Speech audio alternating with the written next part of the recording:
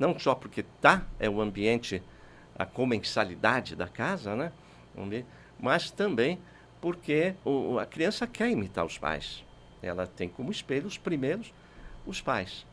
E depois, quando ela já entra para a escola, os pares, né? As crianças da mesma idade influenciam muito também. Por isso que a gente fala primeira idade, pais, mas à medida que entra na pré-escola, o que os coleguinhas vão comer, o que eles falam, o que eles levam, também influencia muito. Nesse sentido, que a Organização Mundial de Saúde se preocupou, desde uma publicação em 1997, foi quando ela se deu conta e fez saber ao mundo que existia essa pandemia, lançando um compêndio, né? Pandemia de obesidade. Um dos itens de prevenção ali era a educação nutricional. Então, nós precisamos, né, educar, fazer lembrar aos pais que a gente precisa tomar muito cuidado com esses alimentos ultraprocessados, mas não só isso. Um café da manhã equilibrado, é o café da manhã básico, não tem problema. Para criança que pode, leite, pãozinho com manteiga, coisa simples mesmo. Depois frutas ao longo do dia. O próprio arroz e feijão é maravilhoso, o substituto. Uma carninha magra, primeiro a salada, né? E lanche da tarde, jantar. Né? Se a gente... E hoje em dia, na verdade, a escola, a pré-escola, ela assume, em parte, essa responsabilidade. Porque os pais também transferiram para a pré-escola muita coisa que era da educação direta dos pais. Então, as pré-escolas também se preocupam, de certo modo, com a alimentação e oferecem também alimentação naquelas pré-escolas onde a criança fica mais uma parte do período da manhã e da tarde, né? Nesse sentido, a pré-escola também, muitas pré-escolas têm programas de educação mesmo. Então, aí é que entra a nossa iniciativa, né? Que nós tivemos através do Instituto Brasileiro de Educação Nutricional, que foi de imitar o que o Ray Kroc e o Disney, vamos conquistar as crianças ludicamente. Então nós criamos um universo ficcional com ilustradores, educadores, psicólogo infantil, nutricionistas, numa equipe interdisciplinar, e criamos um universo que chama Universo Gurzi, a história de um ETzinho que vem de um planeta onde as crianças estão com problemas, elas não estão crescendo muito bem, não conseguem se concentrar muito, elas estão ganhando um pouquinho de peso, e os cientistas de lá estudam, não conseguem descobrir por quê. Mas eles, olhando outros planetas, percebem que aqui na Terra as crianças crescem e estão bem. Então eles mandam uma criança ET que chama Gurzi para cá, essa criança desce numa fazenda, conhece 2 crianças e um papagaio. Esses são os nossos os personagens principais. Eles vão viver aventuras onde eles vão conhecer os alimentos, a função dos alimentos num ambiente lúdico, de brincadeira. E com isso, aos poucos, isso para que idade que é? Começa a ser interessante dos 3 até os 6 anos. Isso está disponível aí no YouTube.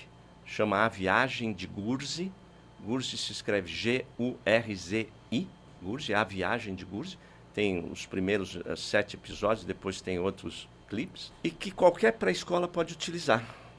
Já tem algumas aqui. Nós também fizemos muito tempo um trabalho recebendo formandas em nutrição, o último ano de nutrição, que a nossa nutricionista da clínica orientava para fazerem trabalhos em pré-escolas.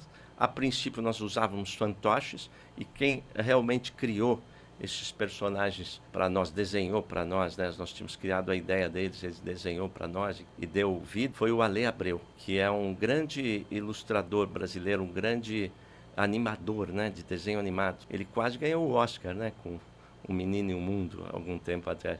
Então, estou divulgando isso porque acho importante estar aí à disposição de todas as pré-escolas e dos pais, se quiserem entrar no YouTube e ajudarem os seus filhos a se ligarem mais numa alimentação saudável, se protegerem, né, contra o excesso de ultraprocessados e fast foods, né, alimentos rápidos. Muito bem. E qual o papel do esporte no processo de emagrecimento e como se comportam os ossos e músculos? Como iniciar um projeto de ginástica? Olha, Quando a pessoa já ganhou peso, seja qualquer idade, existem as exceções, mas geralmente você tem uma tendência a ficar um pouquinho mais preguiçoso. Você também pode estar dormindo mal, e se você dorme mal, se você tem uma má, esse dormir mal significa respirar mal à noite, ter ronco e ter a parada de respiração que chama apneia, você fica você fica sonolento, você fica mais lento. E a preguiça, às vezes, porque você realmente não adquiriu aquele hábito, você sente que não tem aptidão para fazer esporte e você fica com preguiça mesmo. E aí, como é que a gente começa? Né? Como é que a gente estimula? Olha, cada um gosta de uma coisa. A gente tem que ir pelo gostar. Para a criança também, a escutar o que a criança gosta e, dentro desse gostar, o que a gente pode oferecer para ela dentro de cada família, né? Mas queimar calorias, né, é uma parte importante. Não só para ajudar a emagrecer, mas para prevenir várias outras doenças que nós estamos aqui, né? Agora, se a gente fica com excesso de peso por muito tempo, as nossas articulações gastam mais rapidamente, mas não é só isso. Não é só isso.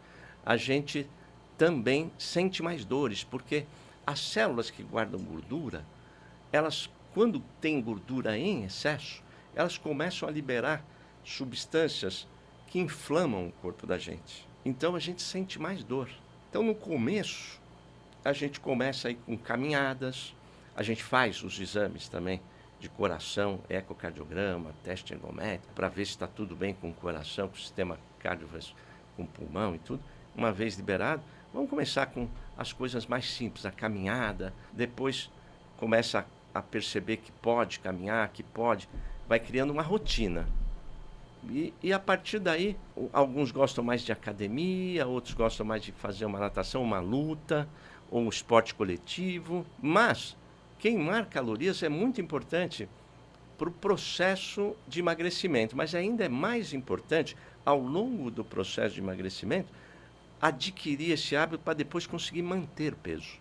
Porque perder peso é uma parte do desafio. Bastante difícil já. Mas manter o peso depois é um desafio ainda maior. E se a pessoa tiver, então, adquirido, introduzido na sua vida, né, o esporte, a chance dela manter peso aumenta enormemente. Muitas vezes a gente é obrigado a lançar mão de medicamentos, né, para reduzir consumo, às vezes para aumentar um pouquinho o gasto calórico também, e suplementos alimentares no esporte, né, que ajudam a queimar mais.